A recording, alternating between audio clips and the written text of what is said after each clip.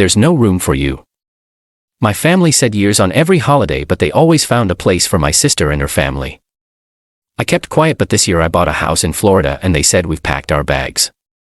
My answer made them shock. Hey Reddit. You know, I always thought that silence was strength, that keeping my mouth shut especially around family was the mature thing to do. But there comes a point where silence doesn't feel like strength anymore. It feels like being erased. Every Christmas, every Thanksgiving, every stupid 4th of July barbecue, there's no room for you, they'd say, as if I were some extra item on a restaurant menu that didn't belong with the family feast. I used to drive down from Atlanta to Tennessee, gifts packed neatly in the trunk, warm pies balanced on the front seat. And every time I arrived, the smiles would fade just a little when they saw me. My sister Leanne would already be there, her 3 kids tearing up the house, her husband sprawled on the couch with a beer before noon, and somehow magically there was always room for them. But for me, the couch, a blow-up mattress, the garage 1 year. Eventually they stopped pretending. Sorry. Honey, there's just no room this year. You know how crowded it gets with Leanne and the kids. It wasn't just the sleeping arrangements. It was how I was talked over at the dinner table, how my career in publishing was never as impressive as Leanne's perfect stay-at-home mom routine, how they called her husband by his name but always referred to whoever I dated as that man or what. His name. One Thanksgiving I ended up in a motel. I watched the Macy's parade alone while eating vending machine Cheez-Its. I remember calling Mom to say happy holiday. She didn't answer. I could have snapped then, but I didn't, because silence. Right. Then came last July, Dad's 70th birthday, a huge family reunion. I hadn't been invited, but I showed up anyway. I don't know what I expected. Maybe some shock, maybe some smiles. What I got was Leanne whispering to Mom in the kitchen and a tight smile from my father that never touched his eyes. We really weren't expecting you. That's what he said. I left before they cut the cake. I didn't cry on the drive home. I played angry music and told myself I didn't need any of them. But inside something cracked. The next morning I opened Zillow. I started looking at homes in Florida. Not just any homes, houses with open kitchens and pools and 4 bedrooms. Big houses. Houses where someone like me could host holidays, make memories. It felt petty, like I was doing it to prove something. But you know what? That was the truth. I was. By December I was standing in the foyer of my new house near Naples, a bottle of champagne in my hand and a grin on my face. It wasn't just a house. It was a line drawn in the sand. Christmas came. I didn't call them. Neither did they. Then in February I posted a few pictures online. The pool, the palm trees, the double oven in the kitchen. Just a simple caption: new chapter, new home, new peace. Within 2 hours Leanne commented, so beautiful. Florida. Wow. And 2 days later my phone rang. It was Mom. Your sister showed me your pictures. Honey, that house is stunning. Are you planning to have people over for Easter? I said nothing, and I think the silence made her nervous. Well, you know, your dad and I have been talking about taking a little vacation. It's been so cold here. Your sister and the kids are on spring break that week. There it was. They had packed their bags. Suddenly there was room for them. After all these years I was useful. I didn't answer right away. I told her I'd think about it.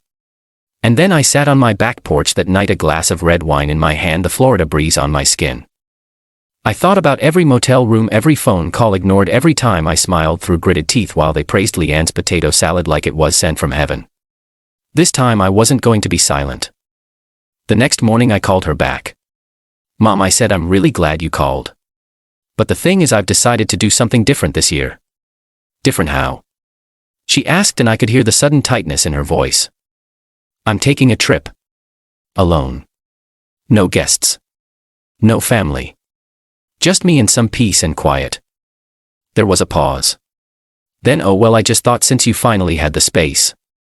That's funny, I said, because for years I didn't. But no one ever made space for me. She didn't respond. So I continued, I've always been the afterthought. The one who didn't have kids, the one whose name was skipped over during family blessings. You never noticed, or you didn't care, but I noticed every single time. And now that I have something you want, space, warmth, a place, you suddenly remember me. That's not fair, she said softly. Neither was Thanksgiving in a Motel 6, Mom. She hung up. I didn't feel triumphant. I didn't feel evil or vindicated or anything like that. I felt something different. Free. I didn't post anything else on social media. I let the silence sit there, not out of weakness this time but control. Weeks passed. Easter came and went. I grilled shrimp by the pool and read 3 books alone. No screaming children. No pretending. No being less than, but they weren't done. Last week Leanne called. "Hey," she said casually, "the kids have summer break coming up and they love to see their auntie. Mind if we crash for a few days?" Crash. As if my home were a hotel. I didn't respond immediately. I stared at the photo she sent after the kids in swimsuits, a beach emoji, and then I started typing. The picture Leanne sent was almost comical, her 3 kids beaming in mismatched swimsuits, pool floaties around their arms like they were already halfway to Florida. I could tell she thought it would soften me, that seeing their grinning faces would melt whatever frost had settled in my heart. But this wasn't about her kids. It was about me, about the years I'd been dismissed, overlooked, passed over like a dish nobody wanted to try. I could still remember one specific Christmas when I offered to bring a homemade pie and Mom gently said, "Oh, don't worry, honey. Leanne already made 3. They never wanted my pie. They never wanted me. And now they wanted to swim in my pool, crash for a few days." That's what she had said. Not visit, not spend time, crash.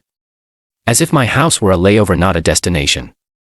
As if my life was finally relevant because they could benefit from it. That's when I opened my phone and wrote the message that had waited years to be written. "Hey. I appreciate you thinking of me, but I need to be honest. For years I was told there was no room, not just physically, emotionally too. At the table in the family I stayed silent because I thought that was strength. But now I realized silence was just your comfort. You got used to me being the one who adjusted, who understood, who swallowed the cold shoulder with a smile. Not anymore. This house is my peace, and it's not open to people who only remember me when the weather gets warm and the beach is close. I'm not mad. I'm not bitter. I'm just done. Enjoy your summer. I will too." I stared at it for a moment, then hit send. And just like that I reclaimed something I never realized I had lost, my self-worth. It wasn't a grand dramatic moment. The sky didn't open up. The earth didn't shake. But in the quiet click of a sent message I felt something shift inside me. The girl who had once driven 12 hours just to be told there was no space for her, she finally had a voice. I turned off my phone and I lived. The next morning there were already 18 missed calls and a handful of texts. Mom had sent 3 messages back to back.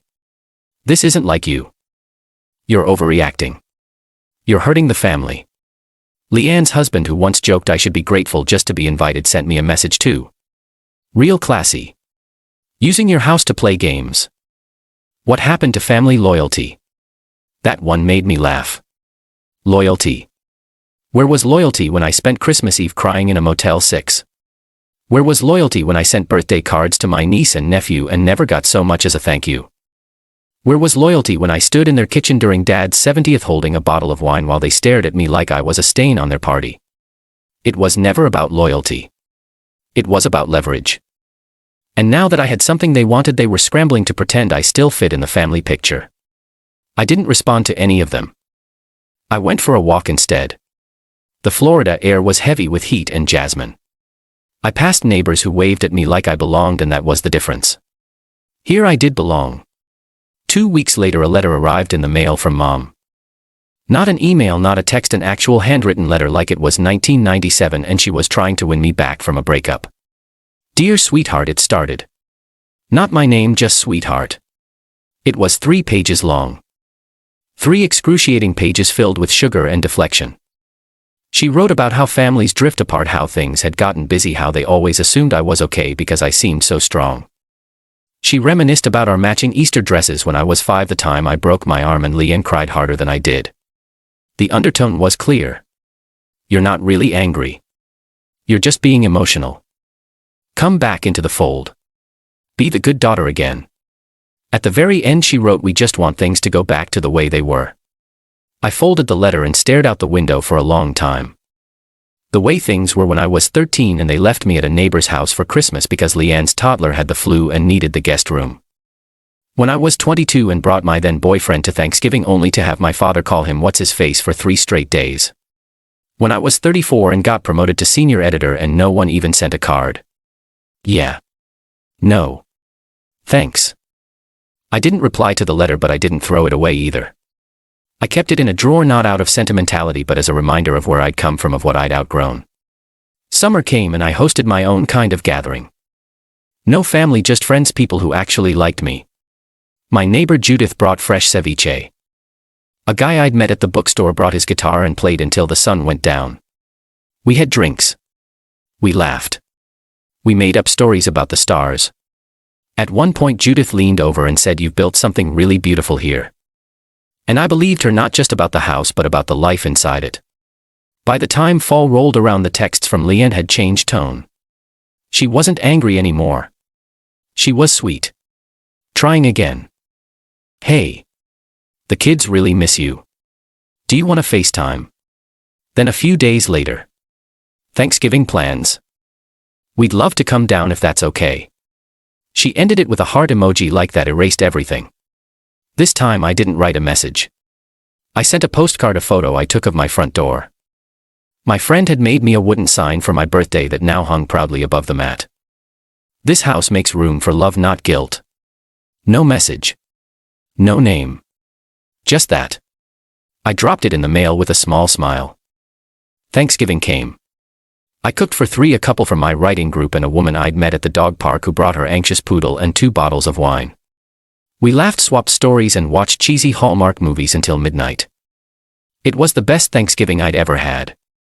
No one rolled their eyes when I talked. No one cut me off. No one said, "You're being sensitive." I was no longer the girl with her nose pressed against the glass watching the family feast from outside. I had my own table now. Christmas followed, then New Year's. More texts from Mom. More guilt. More "we miss you," but never a real apology. Never acknowledgement. Just attempts to drag me back into the role I used to play, the quiet daughter who asked for so little they forgot to give her anything at all. I didn't respond because this silence wasn't empty anymore. It was full. Full of my own life. My own rules. My own peace. Because for the time in my life I had everything. There is room. Room for joy. Room for peace. Room for me.